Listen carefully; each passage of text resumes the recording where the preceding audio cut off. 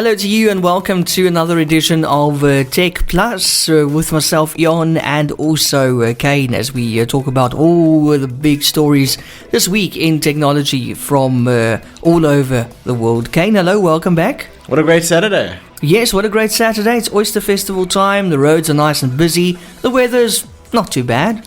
Not too bad. Look, I'm done. You know, usually when I was younger, I was always like, oh, Oyster Festival, it's going to be so busy. Now I'm like, great, Oyster Festival, tourism, money in the town. We need it. Yeah. It's good to see the Oyster Festival kicking off properly. Yeah, but they're really trying to make something of it again. But I mean, it will take a lot to get back to... Remember the days pre-COVID. Remember like in the 90s. I remember, oh man, even the early 2000s, the Oyster Festival was the place to be. It was just massive. It's going to be hard because they obviously don't have that major sponsor behind them anymore. So it must be hard to go back to that, especially with the cost of living and all that stuff and petrol prices. At least petrol's going down a bit next month, apparently. Hey, yeah, you got to celebrate the little things, eh? Yeah. And then Uber also busy all over, transporting all the holiday makers. So that's where technology also comes in handy again. Wow, it's actually crazy when you think about it like that, There was a time when you talk about the early 2000s and things like that. There was no Uber.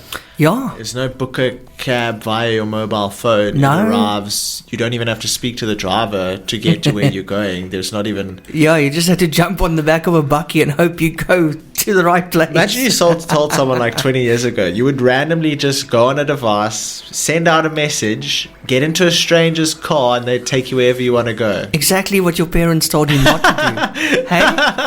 Don't talk to strangers and don't get in their cars, and now we do that all the time. Now it's like commonplace. Exactly. It's actually a bit scary. Yeah, then it's also interesting because if you think about it, most people who travel via airplane haven't met the pilot. They haven't met the people flying the plane. Whereas if you take an Uber, you're going to meet the person flying the plane. That's true. So that's also quite interesting. Just wait till the days you take a helicopter from A to B and you just... that's going to be crazy. So we got some really good tech news this week. We got some good, some bad, some ugly, and some funny. So, I mean, we might as well jump straight into it with a major ruling for uncapped services in South Africa. This is something I think you might even know something about. Do you remember when, when internet really became popular in South Africa, like a lot of people were having it was the uncapped phase? Get uncapped internet for like $560 a month from Telkom or whatever. Yeah. And then you would be there like in the middle of the month, you'd be like, I have internet, but it's so slow. And that's when the throttling started. That's when I first started learning about throttling. And I used to think to myself, Telkom used to have uncapped internet for $560, but if you use more than 100 gigs, your internet becomes so slow. Oh my word, remember those days. You can't use it anymore. Or somebody said to you, I can't download that movie this weekend. I'll have to wait. I'll have to wait till the 1st of next month for it to reset.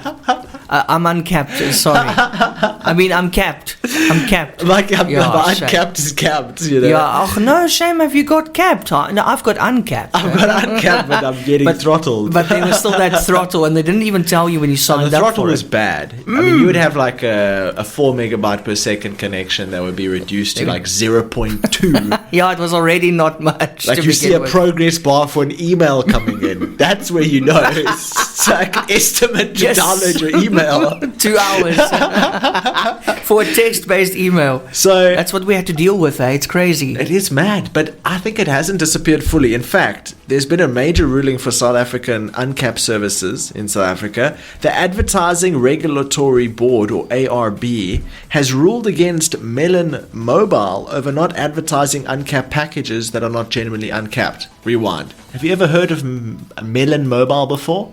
No, when you said it now, I was like, what?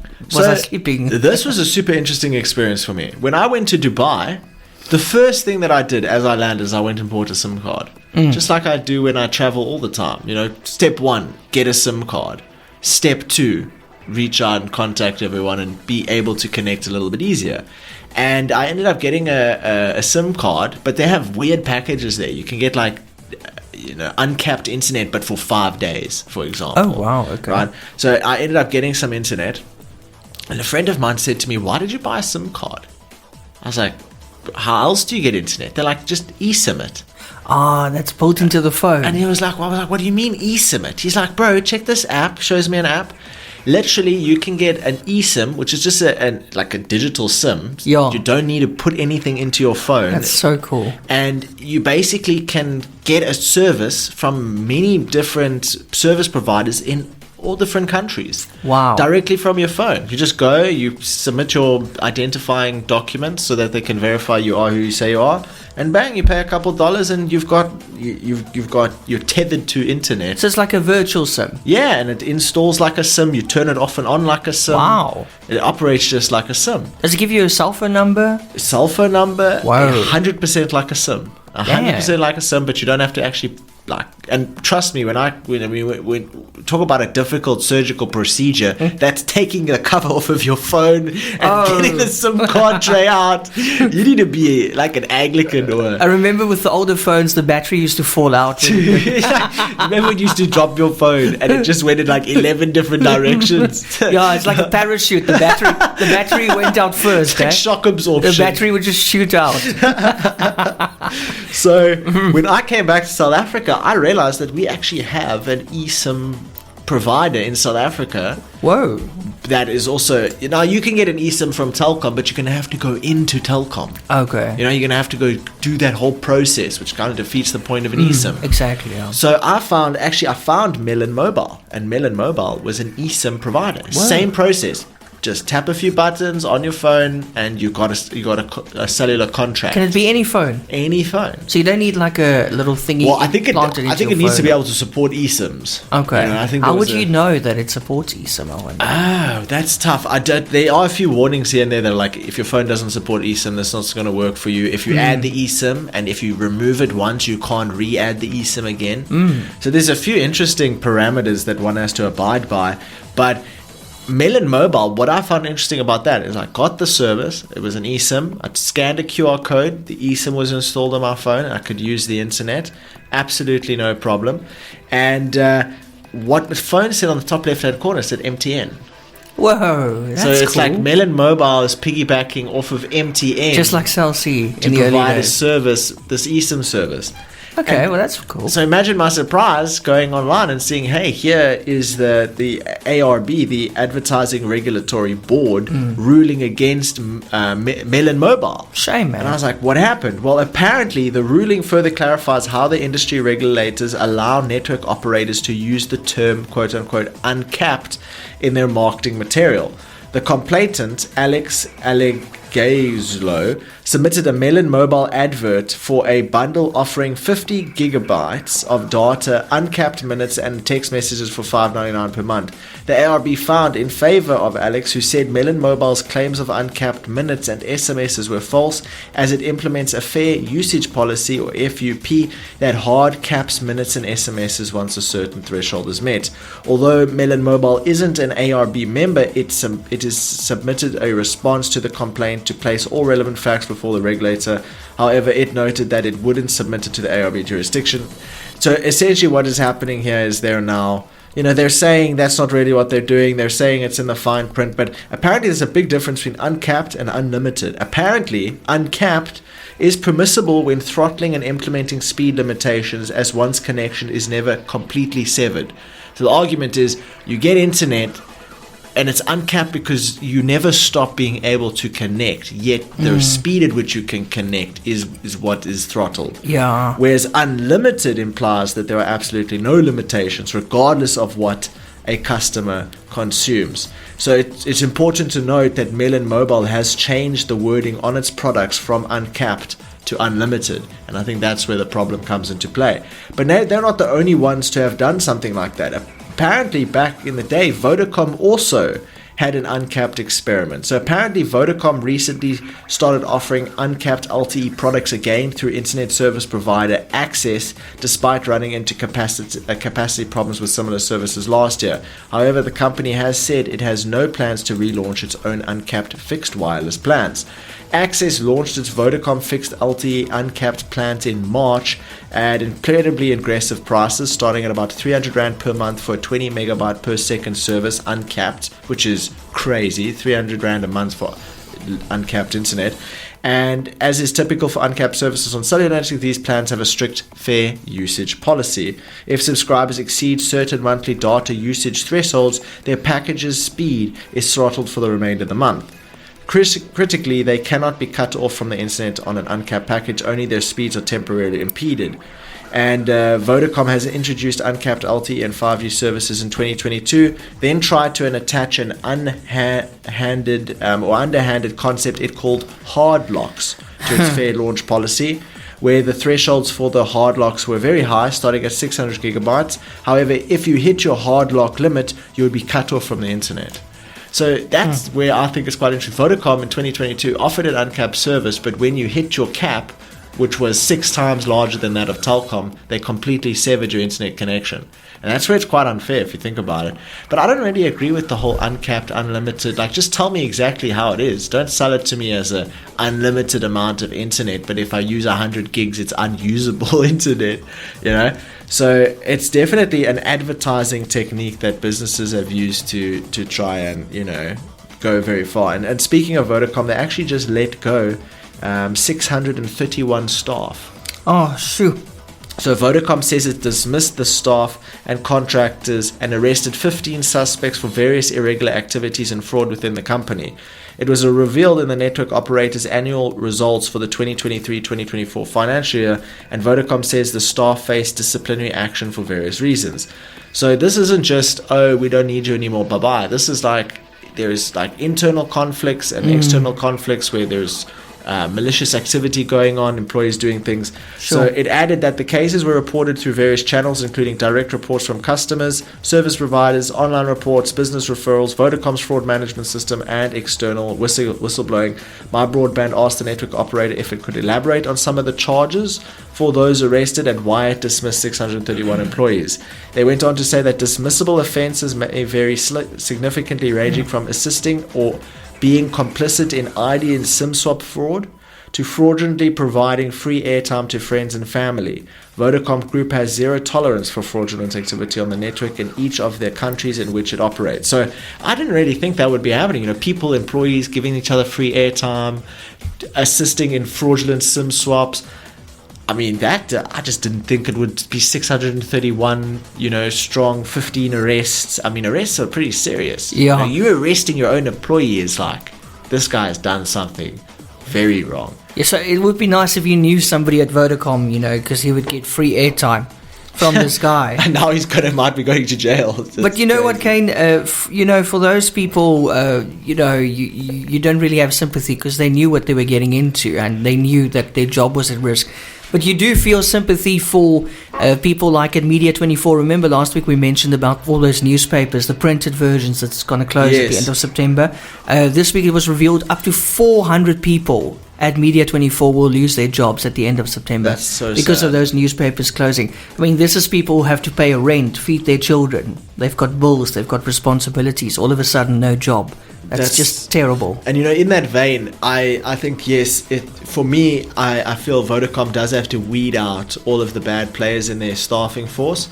But I don't think a staff member should ever be in the situation where they need to fraudulently purchase airtime for a family member. That should be for them. There should be benefits that give them the ability to award these things to their friends and family. They shouldn't be in a position where they can lose their job because they did it, because they shouldn't have to do it. They should have a benefit enough to do it so that if they, and I stand to be correct, maybe they did have the benefit and they did it anyway, in which case cheers. But if you don't have the benefit and you're doing things like that, that's like very like white collar. It's I think there's a better way to handle that sort of stuff. Speaking of ways to handle things, do you remember when they banned the CFL globes and lights and things like that?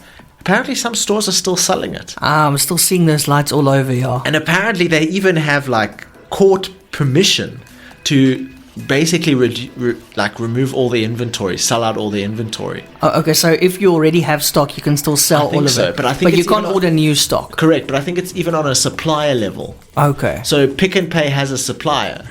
So if the supplier still has stock, I might be wrong, but I think that supplier can still supply that stock to their distributors or to the storefronts until their supply is completely done Yeah. in by it from a certain date or It something. makes sense, yeah, but eventually it will be phased out. But you still see those lights in a lot of fittings, and it's kind of troubling actually, because LEDs are so cheap nowadays. It's They a used to be no-brainer. very expensive, but now you can get an LED bulb for 20 to 30 rand, a normal one. And it's funny because if it had been in the middle of load shedding, stage 6, everybody would be shifting quick in hopes Yeah, that we get power we'd be back. blaming those people But for now sure. there's like no load shedding, so people are like, we're fine. Do you know we're approaching 90 days of no load shedding? That's unbelievable. 90, Kane. 90. Unbelievable. 3 months. That's crazy. How is this possible? Doesn't seem real. It feels like a fever dream. I feel like I've been scammed out of my alternative power solutions. It's like You better sell it. You got to sell it now, Kane. I'm gonna sell it and it's gonna come back. Exactly. It's exactly how it works. The moment you sell it, stage 6. Let's go for some music and then we come back. Let's go. Welcome back to TechPlus. Good to be with you on this Saturday with myself, Eon, and also Kaine. Kaine, what is up next? We were talking about uncapped internet plans and things like that, Vodacom and Melon Mobile. And, the internet is definitely something we all take for granted right now. I mean, when was the last time you accessed the internet? Probably like 10 seconds ago. Yeah. Literally. When your clock synced, with the cloud. Or, when you switch on your TV. Do you know how crazy it was for me the first time I heard that a TV connected to the internet? I was like, that's crazy. But now your kettle connects to your local network. A kettle and Why? a stove and a toaster. To switch on your kettle. And your light bulbs. Light bulbs come with I've seen Wi-Fi those. capable. But listen, so you can then just be in bed and switch on your kettle from your bed, so that you can just run past and you make don't your even coffee have to quick. switch it on. You can start setting up autonomous systems so that by the time you wake up at 9:15, at 9:12, your coffee machine turned on and started making your coffee. Your Roomba turned on and started Whoa. sweeping your floor. Jeez, the your whole lights house turned on. The whole house is Your going. Tesla took your child to school. No, that's a little bit. Not that last one yet. Not yet. It's coming. The car will take itself back to the dealership if you don't pay your bills. I remember that But we're one. not quite at the children to school part yet. No. But we've never really considered how the internet got to South Africa. So I thought I'd take a minute to come to, take a moment to talk about the pioneers who helped drive South Africa's internet adoption. Few names carry as much weight in the industry as Mike Lowry. So as Director of Computing Services at Rhodes University in the Eastern Cape, Lowry was a key part of the team that established South Africa's first international transmission control protocol, or internet protocol, called TCP-IP. The connection was done in 1991. The road to this milestone was not as straightforward and highly unconventional, with severe budgetary limits and plenty of jerry-rigging or MacGyvering of computing and electronic equipment. In a 2011 interview, Lowry said the long device setup seemed ridiculous considering they had used a mainframe computer, a scientific number cruncher, as a central point to gather all South African universities' mail. They then manipulated and moved the mail into a personal computer in such a way that the computer thought someone had typed it in. Lowry's career in technology started with fixing holorith machines, electromechanical data processing tabulators, considered to be important precursors to the electronic computer. His first major career developed in computing was appointed as a site engineer at Rhodes in Makanda, called Grahamstown at the time, from 1965 to 1969. So what they did is they brought... Can you just imagine... We talk about undersea cables and stuff like that. Can you imagine no undersea cables? Yeah. Nothing. Now you have to get a connection in the tip of Africa. The very tip. And it's just you. You got a dream. You just want to be connected to the internet. So without a budget, or having a very limited budget and very limited technology, you set out on a plan to make it happen. And not only did you make it happen, but you MacGyvered it. So there was internet, but somebody had to actually take the data that was brought into the computer to each person's individual computer in order to fulfill the connection. That's when MWeb came along and all those, remember those? And I find it crazy because this guy was the difference between not having internet and having internet right back then. Like, even then, in 1991, that's such a long time ago. Internet would have been ridiculed at that stage. And here you are setting out to basically connect to the rest of the world being basically as far away from the Europe and America and Australia and Asia as you could be, but yet you managed to actually establish a viable internet connection. And trust me, it doesn't seem like a lot, but let me take away your internet connection and you try and get it back. What are you going to do? If you just have no way to access the internet, no device, nothing, what are you going to do to get an internet connection? Were you born when dial-up was out? I don't know if I was born. I was definitely growing up when it was around. Do you know the sound of it? I'm sure you have it.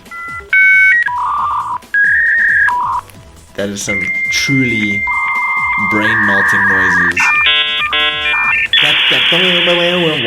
That one. Man, that was noisy, hey? Then you couldn't use your phone. Wow. It's like you've brought a mic and a speaker too close together. Almost. I remember my family said in the 90s, hey, look, we've got internet. Then I walked to the computer. It was this massive black box from MWeb. And then they said, but you can't use the phone while you're on it.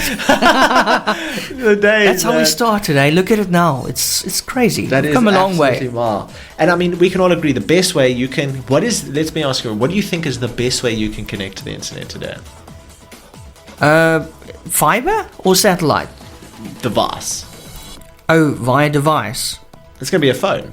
Yes, your phone, yeah. Easily a phone, you know. Yeah, it's just what quicker. else is easier to connect to the internet and gather information other than a phone? You can do I it thought anywhere. you meant the connection type, sorry. Oh, but what has changed a lot is the cost of a smartphone. Usually back in the day, smartphones were like the esteem tech. It'd be like, you're cool if you have a smartphone. Now, there's only smartphones. But I thought, let's take a second to look at what are some of the best smartphones that you can get under 1,000 Rand in South Africa. Do they even exist? Can you spend less than 1,000 Rand and get a smartphone? Is it Mobicel?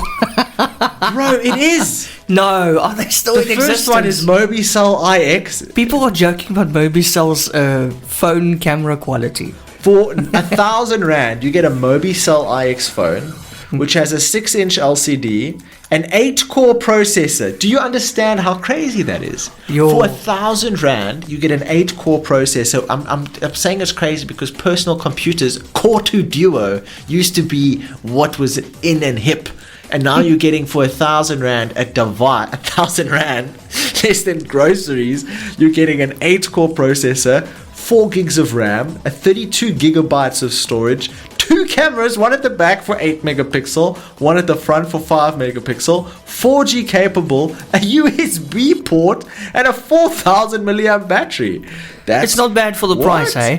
That's crazy. Let's just not bargain on nice selfies from the front cam at 5 megapixels. No. I mean, you'll probably be able to see your shadow, and that's it. The video on that phone is going to just be a series of images in a row. No, just like silhouettes.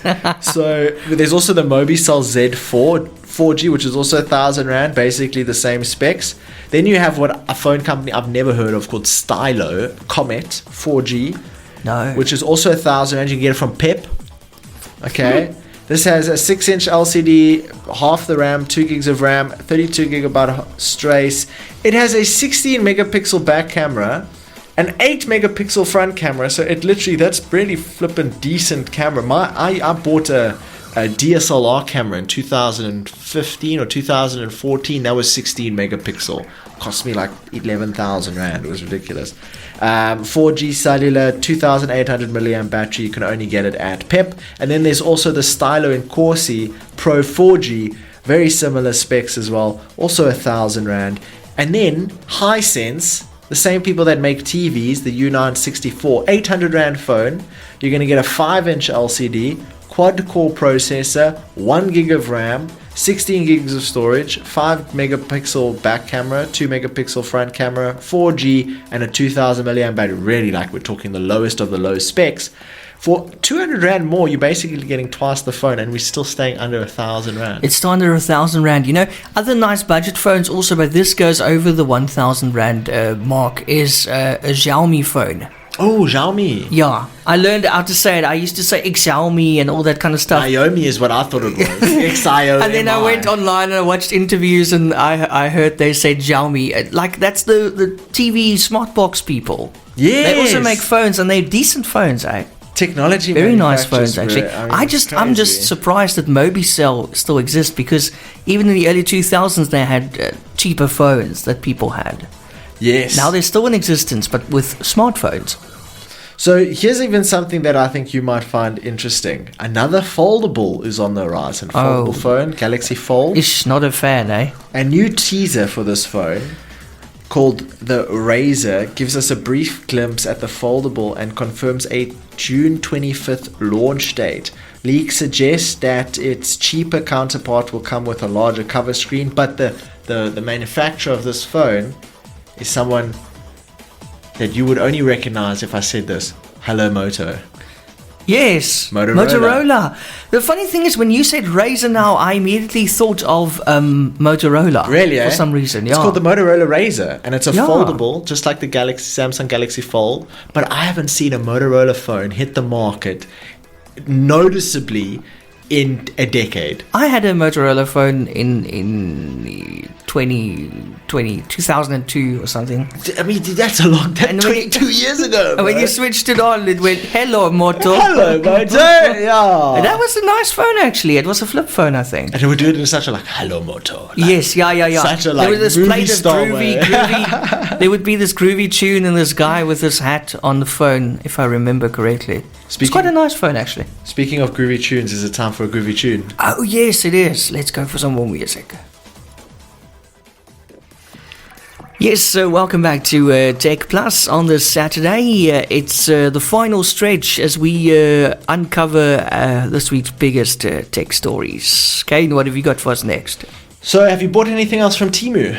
No, but I think my time's running out because now, isn't it about to get more expensive now when they're clamping down on those taxes? There's apparently a tax crackdown now on Shein, which I haven't bought from yet. Yeah, that's for like clothing. I have heard a lot of good and bad things about Shein. The only good things I've heard about Shein is it's cheap. The bad things is that it's cheap for the wrong reasons. I heard there was child labor involved. Bad practices, bad material sourcing, bad labor. Yeah. But that's what I've heard.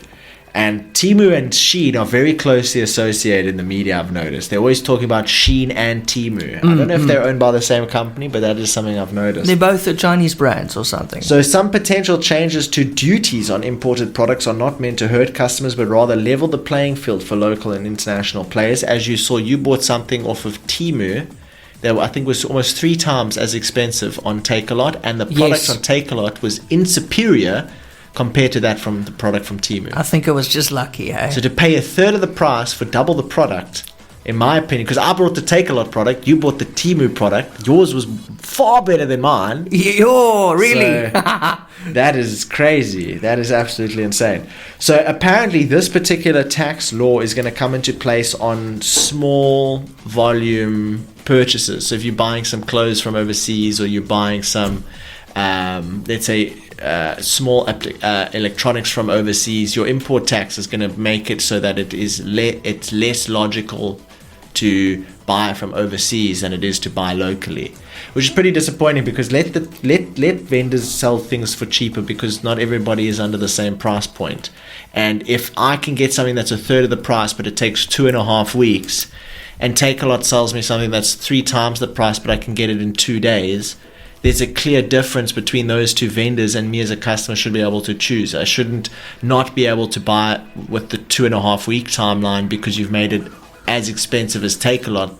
So who gets to decide the price? Does Takealot get to decide the price, and everybody internationally has to get taxed to meet that same price threshold to level the playing field? Or is there a common practice, a common price that is fair that Takealot has to adhere to, and Shein and other places? Or the seller on Takealot? And I just don't think that's the case at all. It's like Takealot is going to set whatever prices they're going to set, and international people are going to be the products that they're selling to us, the consumers, we're going to get taxed on those products, so that they become the same value as the pioneers of the price in South Africa, like Takealot and W Connect, Woolworths Computer or IT franchise now that's just come out, and Amazon as well.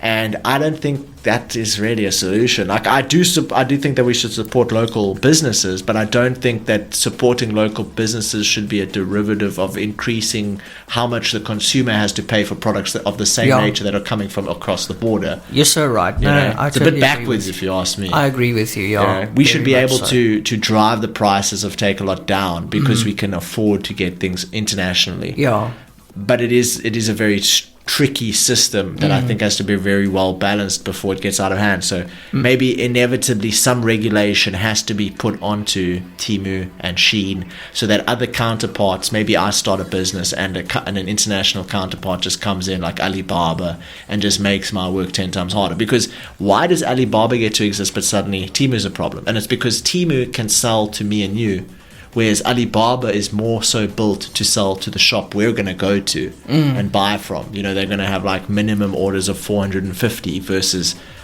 Temu, you can just buy one thing, one unit. So it's a very interesting contrast, and it's going to be very interesting to see where they go and how it evolves. But speaking of evolving, Netflix has evolved. It's gone to the next level now. So, Netflix and chill.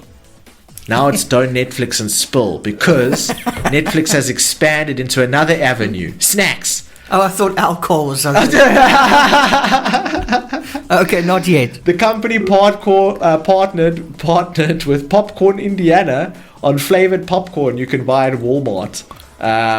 So that's interesting if you're in America, and I'm sure it'll come down here eventually. I mean, we saw Mr. Beast. Give it 50 years or so. Chocolates and stuff. I think even less.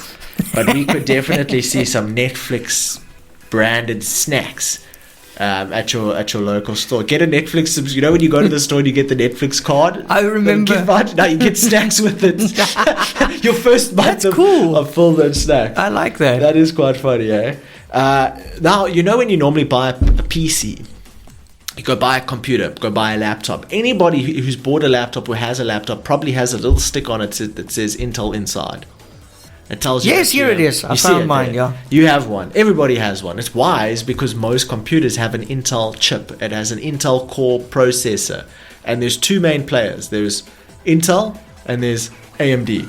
And those were the main players forever. But now there's Qualcomm. And there's a sea of change happening for Windows laptops this week with the launch of the new Qualcomm-powered Copilot Plus PCs. It's a big moment for Windows on ARM that could see more laptops move away from Intel chips in the future. So basically what that means is that Intel Inside chip is you're going to see on newer computers, some of them, not all of them, but some of them are going to have something called Qualcomm Inside. And that's a different type of processor. That's not Intel, that's not AMD, and it's going to disrupt that market that we see with every single Windows computer having a Windows, an Intel Inside sticker on. So that's pretty interesting. X is still trying to move towards payments. So eventually X hopes that you will be able to make payments through the app. So Twitter, for anyone who still doesn't know, including that it has made agreements with payment processors like Stripe. Bloomberg also found not great financials from 2023. Documents show that X generated $1.48 billion in revenue in the first 6 months of 2023, down almost 40% from the same period in 2022 before Musk bought the company. But a lot of stuff did happen. There was a lot of turmoil. I think where X is going is going to be pretty good. TikTok is apparently launching a news literacy hub. So like other social platforms, politicians and all sorts of businesses are now on TikTok as well. You wouldn't really find a politician on Instagram with like a very content-rich feed and really trying to be a content creator. Yeah, they're going to be running a different strategy. But nowadays, you actually have politicians who campaign on TikTok. You have groups that try and spread propaganda on TikTok. You have people who try and influence massive amounts of people. You have people who try share conspiracy. So you have all of this different stuff. So TikTok obviously is launching a news literacy hub, which is like a TikTok feed just for news, just for politicians, just for publications, just for all that sort of content. I think that's pretty interesting. I think I am as in the generational span that I am between people probably now between the ages of 18 and 35 are more likely to vote for someone, maybe 18 and 30, but are more likely to vote for someone who was found inside of their feed. If I'm going through TikTok and I'm looking for the next president and he shows up in my feed, I'm far more likely to vote for them than any other mechanism for me identifying who I might vote for another president. Because where else am I going to see it? Am I going to see it in the Sunday Times newspaper? No. Am I going to listen to it because it's on a billboard? No. Am I going to listen to it because there's someone giving a speech at the church hall? No. I'm probably going to look at and listen to information that's shared to me on the places that I spend time consuming media, and that's on social media. So interesting to see TikTok doing something like that. Also, Huawei. Do you remember when Huawei got big, especially in South Africa? Every second phone was Huawei, and they had good phones. They were great phones, good prices too. Very pretty as well. And you know how they incepted the market? They offered big deals to the clerks and the store staff that were inside of the mobile service company. So like Vodacom staff were getting big bonuses if they were selling a Huawei device to a consumer versus an Apple. That's very clever. So Huawei paid them a bonus for getting someone to take their phone. And it worked so damn well that their phone became so popular that USA slowed them down by banning them from the operating system that they used to create the phone. This free to use Android operating system. They did them dirty, eh?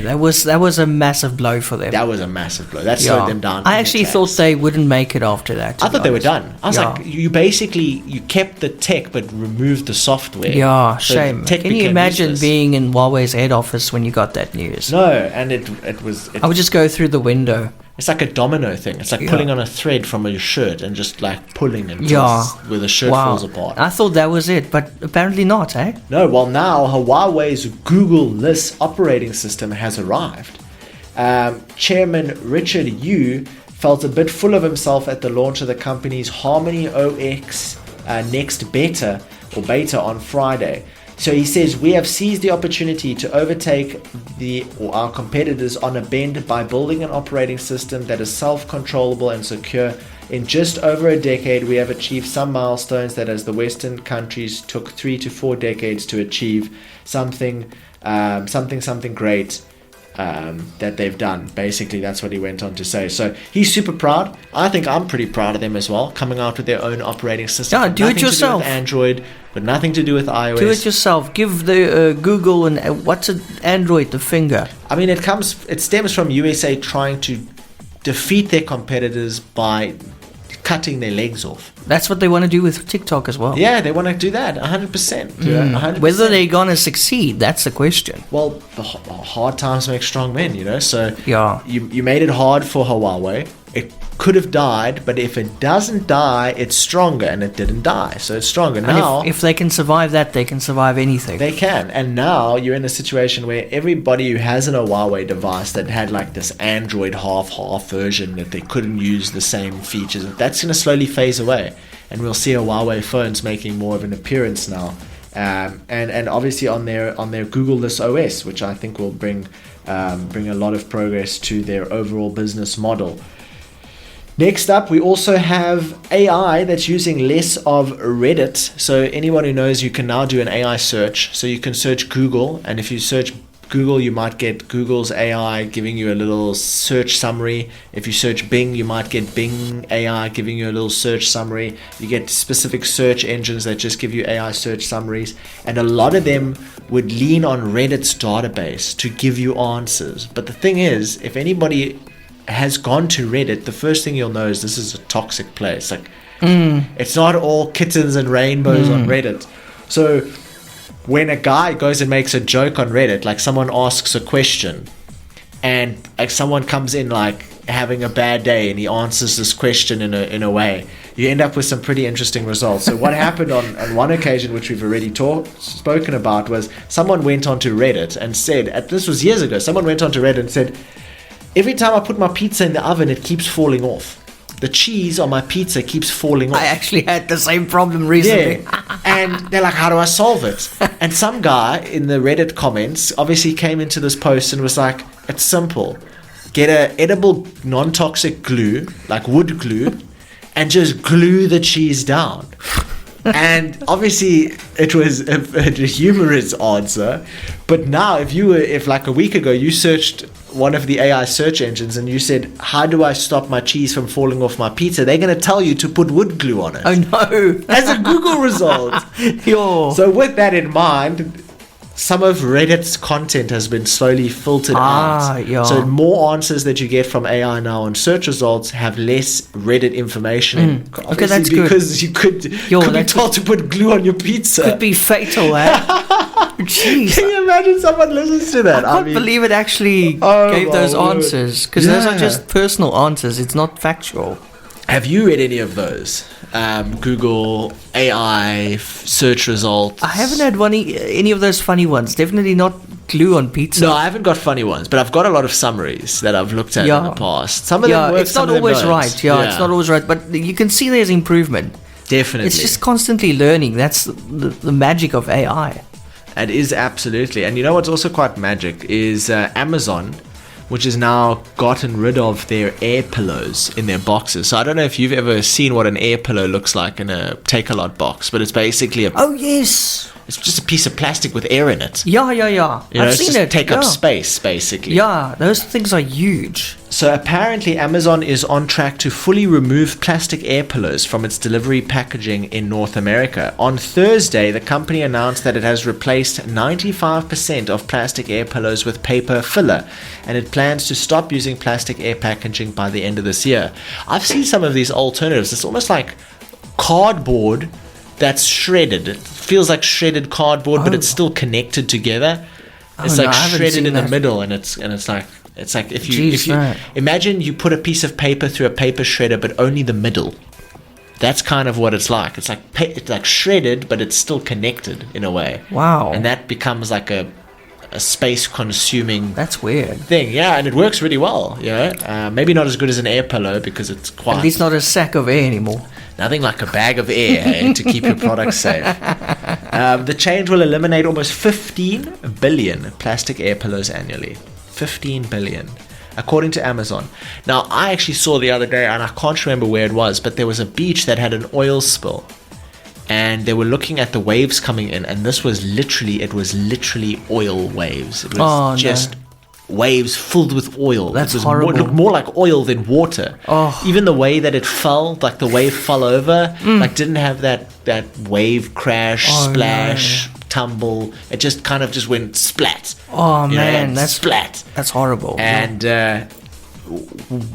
when you look at it like that, oil spill, catastrophic. But when you have 50 billion plastic air pillows being produced annually for the last 10 years, you have 150 billion plastic air pillows, and they could make their way into the ocean. Where do they go? They might not be burned if they do get. So remove that, get rid of it. You know? It's unnecessary. It's like the one time I got. I ordered something online, and every component was in its own little plastic bag. Like it came with like 50 different screws, and each screw was in its own plastic little bag. Each screw, bro, and each washer in their own little bag. Get out of town! Man, the wastage, bro. No, that's ridiculous. Absolute wastage. And that's also with the Take-A-Lot. You know, they got to cut down on those boxes. They send you a pencil in a huge box. That's not good. It's not good for the environment. Even if it is boxes, it's not plastic, but still, you know. Like I ordered some shoes off of Take-A-Lot, and the shoe box came in a box. You know, they packaged the shoe box. And it's this huge box with all that space around. Okay, that maybe helps with air pillows. Break, with air pillows in every crevice. Yeah, but it's definitely a waste, eh? So NVIDIA, we spoke about it last week. It overtook Apple. Yeah, it's massive. It blew up, eh? So NVIDIA was originally third, I think, in terms of value. There was Microsoft, then it was Apple, then it was NVIDIA. So a week ago, NVIDIA overtakes Apple to become the second biggest tech company in the world. Then Apple releases AI features, and it overtakes NVIDIA and Microsoft. Wow. And it becomes the most valuable company in the world. So Apple's at number one for a few days. Then Microsoft took Apple back over, and now NVIDIA has Back up again. overtaken Microsoft to become What a the race. world's most valuable company. Wow. So NVIDIA's back at number one now. NVIDIA at is the now moment. number one. Yeah, that's going to be I think it's going to fluctuate all the time. Those three will just... It makes you think, like when I was younger, I would know the world's richest man is Bill Gates because he made Microsoft. So when someone tells you that they're now a company that is more valuable than Microsoft, it's actually a mega big thing. It's massive. It means you're insanely big, especially at this point. So it's going to be interesting to see how they've got the monopoly of monopolies at the moment. I mean, they've accelerated over the last few years so much. I mean, we looked at what 10,000 Rand into Vodacom would get you 1,000 Rand into Vodacom 10 years ago would get you 600 Rand today. And 1,000 Rand into Nvidia 10 years ago would get you 500,000 Rand today. You know, so it's like way different types of companies, really. And they're obviously their success is uncomprehendable in the global market. But someone whose success maybe is a bit more comprehensible is Fisker. And anyone who knows Fisker tried to make an electric vehicle. One of their vehicles got reviewed by MKBHD, Marcus Brownlee, who's a tech reviewer. He ended up finding a few issues with the vehicle, making a big stink about it. And they got a lot of bad publicity from that. They then had one of their technicians, like their engineers, call MKBHD, the reviewer, and let him know that they can do a software update to make things better, but the software update isn't really as good as the company makes it out to be, obviously not realizing that it was being recorded when he had been saying this. So that sent what was already a tumbling stock into a free-falling stock. And basically, they tried to hold on for dear life, and they tried to attract an investor. They did all the things right. They tried to get an investor in. They tried to slash prices. They tried to reduce their distribution network and distance, but they couldn't do it. And unfortunately, now they've just declared bankruptcy. Wow! And it goes to show the power of a single review online. Companies don't honor or respect or understand the damage that one honest review that has all the facts checked, as long as it's honest, as it's true as day, when that content comes out of there, if other people feel the same way about it can create a catastrophic result. And how you behave after that has happened really sets the tone for what's going to happen to your business. Their biggest mistake, they weren't dead on the review. They were dead when the engineer called them and said, look, this software update's here, but it's not actually as good as they say it's going to be. It's not fixing all the problems they say it's going to solve. And that was, I think, just the nail in the coffin. And so the company died. How do you feel about these influencers walking into places and saying, I'm not happy with this service, I'm going to make a video about it, and then I'm going to end you? They sort of use it as a threat. Sometimes they use it to get free stuff. How do you feel about that? Time, place, and reason, I think, is important context. If it is to, if it's an ego, if it's based on ego, it's usually ego based, and it is. That's usually I feel wronged, or I feel like I should have got a better service, or I feel like you're not respecting me as a customer, or I feel like I've been disrespected in this one scenario, or I feel like I've, and sometimes it stems from bad customer service, leading the expectation down the wrong way. You think you're about to get this, or you're about to get that, or it's going to arrive in this amount of time, and it doesn't. But as long as it's grounded, because I think some people don't have the capacity to speak up for themselves. So someone like Makulu, who helps people send money across borders, I would stand up and say, I think the fact that you charge 10% for the person sending it and 10% for the person receiving it, I think that's wrong. You haven't done me bad by my service. It's got nothing to do with me, but I feel like my opinion is warranted. And I think a lot of people will have an opinion about how you behave in that regard, and that is something that can go crazy versus shouting at a restaurant because their chips were underdone. That's like, it's usually like an ego thing, arrogance, but society filters it out naturally. The things that are incredibly bad tend to rise to the top, like please call me guy. That's some pretty bad stuff, and things that aren't so important tend to get to maybe get a bit of time in the spotlight and then kind of fizzle out and phase away. I'm so glad you're bringing this up now because just in closing, DA MP Ronaldo Gous is a guy who made a lot of YouTube videos in 2009, and he said some really, he used racial slurs in those YouTube videos. Those videos have now surfaced. Yeah. What's 2024 minus 2009? 15 years ago. 15, yeah. So he thought, no, it's fine. Nobody's going to find it or whatever. Apparently that video was archived or something somewhere. It now resurfaced of him saying all that stuff. Now he's been suspended as MP of the DA, pending an investigation. But basically his career's done, with the stuff that he said. I mean, he used the K word. He's done. So be careful what you put online, because maybe not now, but one day it could come back and haunt you and cost you your job. That same voice of opinion that can shut a company down can actually also reverse itself and shut you down at a later exactly. stage. And then you're probably a different person, like this guy says he is. He says that he's not the same person anymore, and he was angry, and I don't know if he had a few... I think Ronaldo Gous's problem was he didn't admit to it. He lied about it. He tried to get out of it. He tried to say it was fake, and he tried saying. I think he would have had AI. a stronger approach to say, my opinion has been macroly swayed based on the life that I've led over the last 10 years to make me go from the person I was to the person I am now. And I do feel confident in my representation as the person I am now versus the frustrated person I was. Yeah. If he had taken that approach, I think he could have saved himself. Yeah. So again, it's all about how you react to what you're reacting to.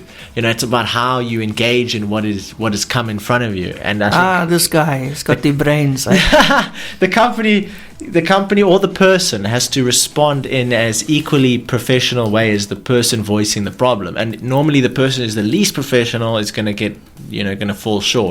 And if you get immediately reactive and dismissive and defensive, it's not a good look. It doesn't have to be a video. It can even just be a screenshot of what you wrote. It could be a text. It can be text. Could be text, deep a picture, whatever. Anyway, so Kaine, you done? Done with the tech? Yeah. Tech's never done. That it? No, but is that from your side? Is that it from your side for today? There's one more thing. Okay. There's a few things, but I'll cut through them quick. Apple's Vision Pro. Yes, the VR headset from Apple. Apparently, they're not making a better version. They're making a cheaper version, so that could come at the end of 2025. Obviously, selling a headset at 70,000 Rand, while someone like Meta is selling an equivalent headset minus some for 15,000 Rand. Big difference, right? 55,000 Rand, big difference. Is you can buy 5 Meta Quests for the same price.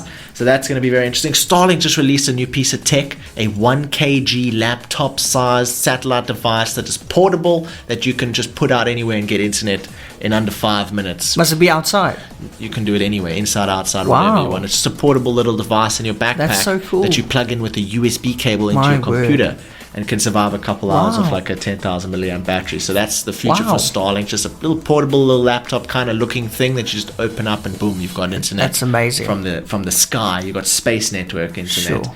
And then finally, Tesla's reported some more delays on the Cybertruck. The Cybertruck was actually in one of its first proper accidents where it got T-boned, and its doors were messed up, but the car that messed their doors up was far more messed up.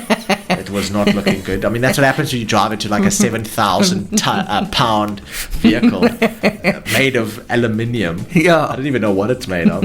And then finally, Amazon might release a new Alexa. And there's some AI news about game developers being a little bit better off with some of the AI features coming out in the future. And that's it. And now you mentioned AI, I've got a funny story for I'm saving it for last. McDonald's is removing artificial intelligence AI-powered ordering technology from its drive-thru restaurants in the United States after customers shared its comical mishaps online. I know. They had a trial of the system developed by IBM using voice recognition software to process orders. This was announced already in 2019, so 5 years ago. But it's not going too well because people now made videos of how the system, how confused the system is, and also how it misinterpreted orders. Listen, this thing, to some people, it ordered, they asked for something different. It gave them bacon-topped ice cream. And also gave one customer hundreds of dollars worth of chicken nuggets. Imagine bacon-topped ice cream. So AI is so McDonald's will now be removing it by the end of July and send it for further testing. So that's not working so well. No, you got to test. These things need time to be tested properly. These people are far too eager to just deploy like a 3-year-old that's very fluent in language. It's basically what AI is. It has you're so right. The brain of a 6-year-old, the confidence of a 50-year-old, and just tends to go in the wrong direction with utmost confidence, Yeah. Clearly this man wants bacon on his ice cream. I mean, what else would you put on ice cream? I love bacon and ice cream, but definitely not together. Not together. That's AI for you. It has to learn. It's so true what you're saying, like a 3-year-old child, basically. I still love Apple's take on AI. They're like, in the beginning, they're like, we're not going to do this AI thing. Then they're like, okay, we should probably do this AI thing, but it's not artificial intelligence. It's Apple intelligence. Yeah. We have to. Still AI. Put our hearts and Apple in there somewhere. That's typical Apple for you. That's crazy. Apple intelligence, man. Kaine, another great show. Thank you so much. Have a lacquer weekend. Thank you so much, and to all of our listeners, thank you for listening in. We'll see you next week, and to my brother, very happy birthday, man. Have a good day. Yes, happy birthday to you. Cheers, everyone. Cheers. Bye-bye.